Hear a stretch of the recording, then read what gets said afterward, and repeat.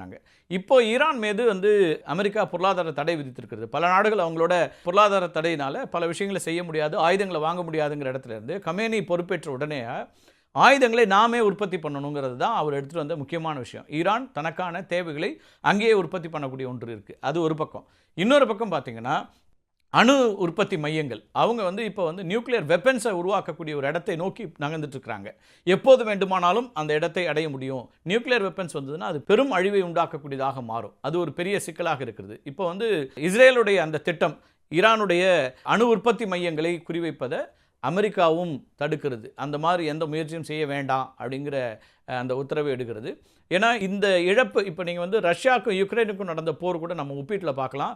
Ukraine மீது Russia தாக்குதலை தொடுத்த போது அவங்க டார்கெட் பண்ணதில் மின்சார உற்பத்தி நிலையங்கள் உள்ளிட்ட அம்சங்களை டார்கெட் பண்ணாங்க. அங்கேயும் இந்த நியூக்ளியர் மையங்கள் இருக்குது.